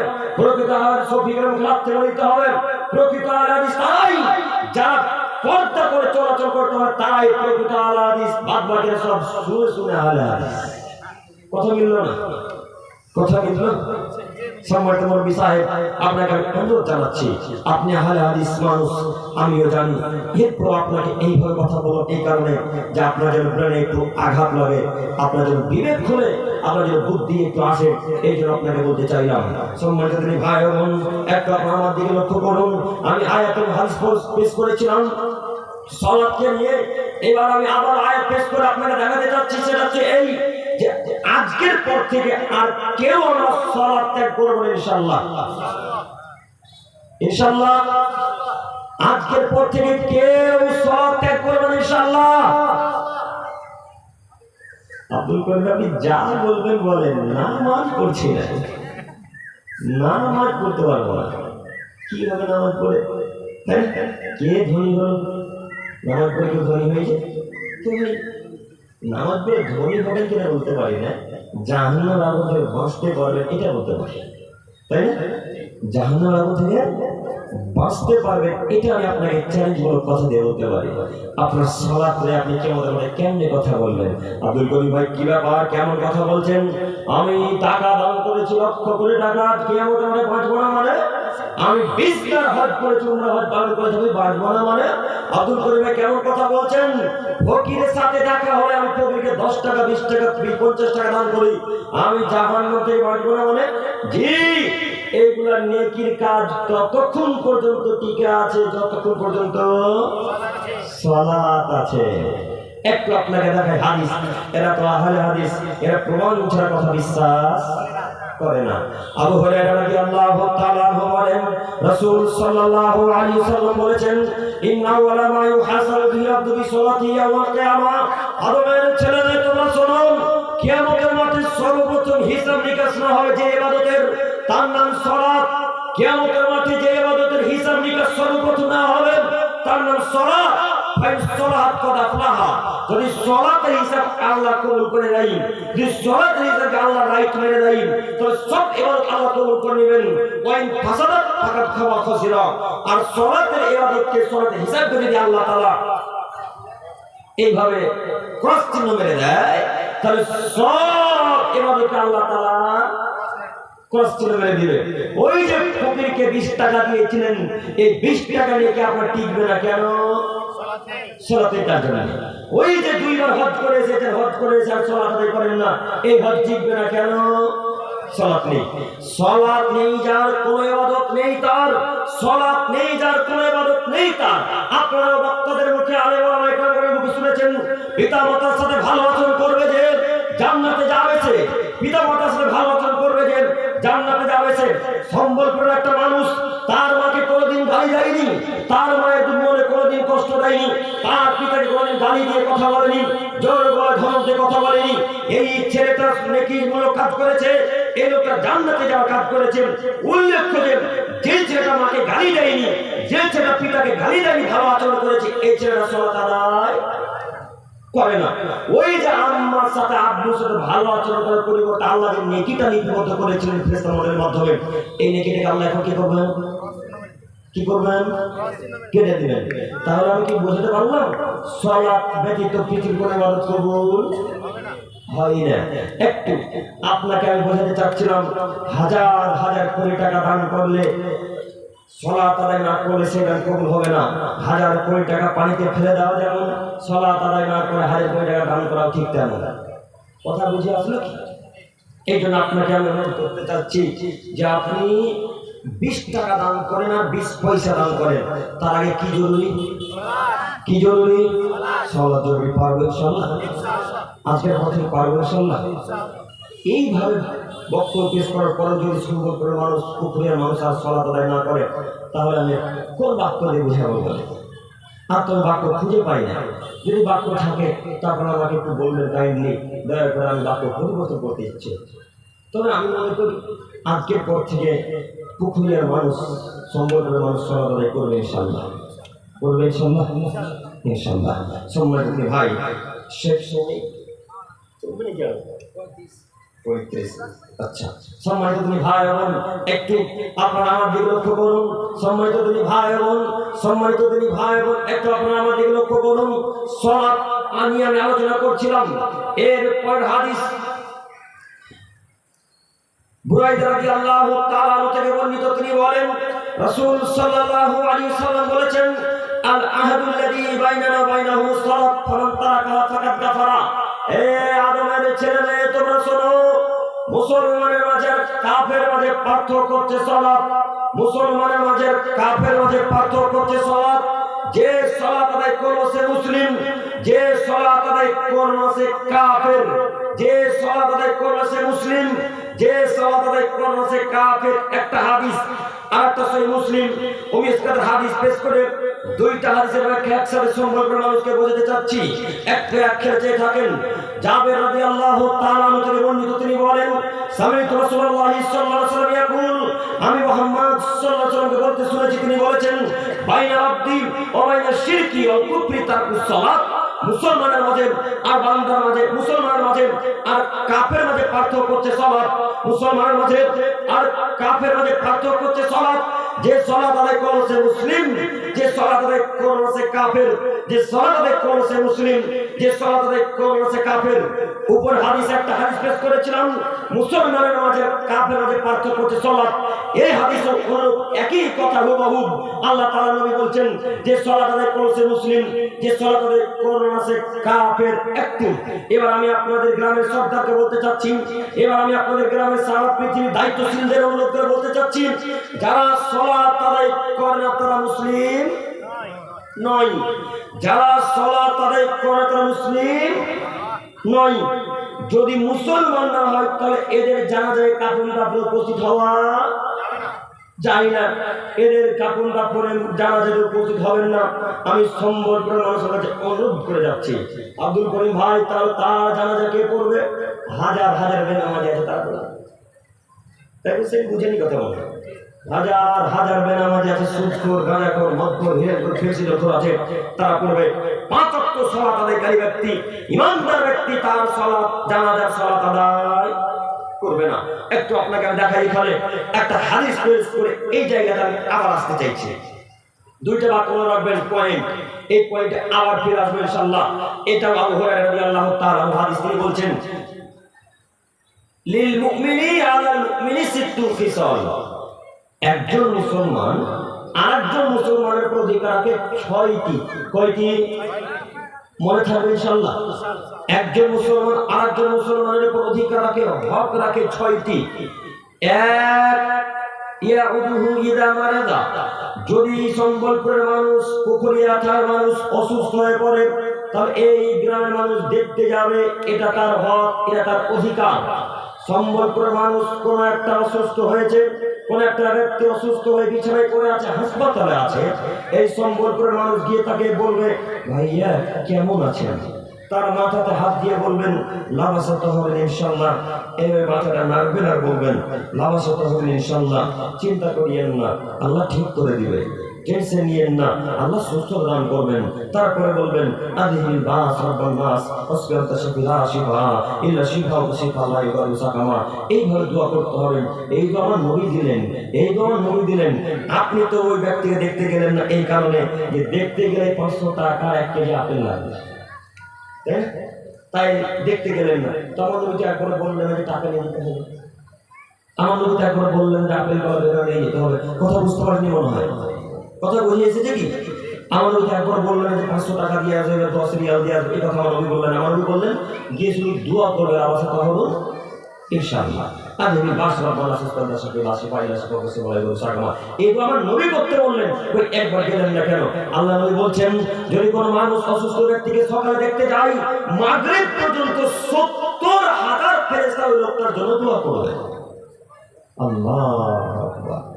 হাদিস বুঝতে পারেননি মনে হয়। যদি কোনো মানুষের অসুখ হয়, সম্বলপুরের মানুষ যদি কেউ দেখতে যায় সকালবেলা, সকাল থেকে নিয়ে মাগরিব পর্যন্ত কত হাজার ফেরেশতা লোকটার জন্য দোয়া করবে? 70,000। মাগরিবের সময় যদি আবার কেউ তাকে দেখতে যায় অসুস্থ ব্যক্তিকে, মাগরিব থেকে ফজরের পূর্ব পর্যন্ত আবার 70,000 দোয়া করবে ওই লোকটার জন্য, যে লোকটা তাকে দেখতে গিয়েছিল। আজকের পর থেকে দেখতে যাবেন না? যেমন ইনশাআল্লাহ। যতই শত্রুতা থাকুক না কেন, যতই মারামারি কাটাকাটি থাকুক না কেন, অসুস্থ হয়ে গেলে তাকে দেখতে যাবে ইনশাআল্লাহ, এটা তার হক, এটা তার অধিকার। মনে থাকবে ইনশাআল্লাহ। 2, ওয়াশহাদু ইদা মাতা, যদি কেউ মারা যায় তাহলে তার জানাজায় কাপড় দাফনে উপস্থিত হতে হবে, এটা তার অধিকার। যে লোকটা সম্বলপুরে মারা গেছে, ওই লোকটা জীবিত লোকের কাছে হক রাখে, পাও না পায়, যে লোকটা আমার গোরস্থানে কবর করবে, এ লোকটা আমাকে কাপড় পরাবেন, এরা আমাকে গোসল দিবে, এরা আমাকে খাটে করে বয়ে নিয়ে যাবে, এ লোকটা অধিকার রাখে এই জীবিত ব্যক্তিদের কাছে। ততক্ষণ পর্যন্ত লোকটা অধিকার রাখবে যতক্ষণ পর্যন্ত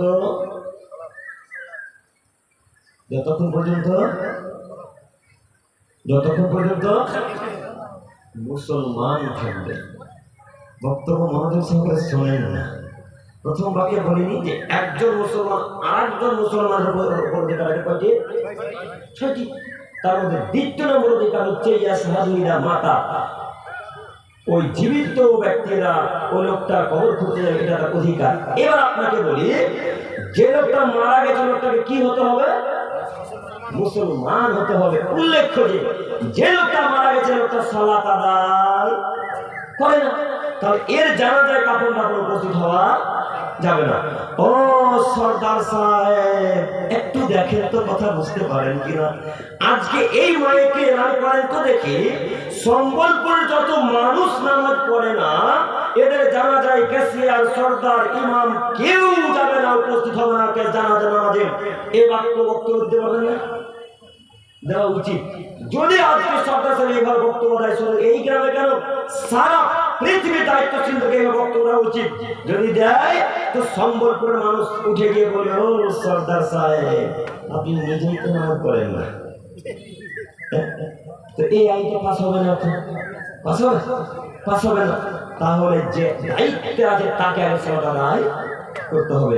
সম্মানিত ভাই বোন, আমি দেখাতে চাচ্ছিলাম যে দায়িত্বশীল কে আগে পরিবর্তন হতে হবে, তাহলে সম্পর্কের নামাজ পরিবর্তন হবে ইনশাআল্লাহ। না যে পরিবর্তন হবে না। যাই হোক, আমার ভাই চলে এসেছেন, আমি আর বক্তব্য লম্বা করতে চাচ্ছি না। শেষ করবো না চালাবো? ওটাই, ওই জন্য আমি মানে বসতে দেখে বক্তব্যটা ঠিক না। ওই জন্য আমি শেষ পর্যায়ে এসে আমি দু একটি কথা বলে আপনাদের কাছ থেকে বিদায় নিতে চাচ্ছি। সেটা হচ্ছে এই যে বক্তব্যের দীর্ঘক্ষণ আলোচনা হলো, আলহামদুলিল্লাহ। আপনারা কতটুকু বুঝতে পারলেন আমি সেটা বলতে পারি না, তবে এতটুকু মাথাতে কথা রাখবেন একটাই কথা, যে যতদিন পৃথিবীতে বেঁচে থাকবো ততদিন পর্যন্ত ৫ ওয়াক্ত সালাত আদায় করবো ইনশাআল্লাহ। ইনশাআল্লাহ।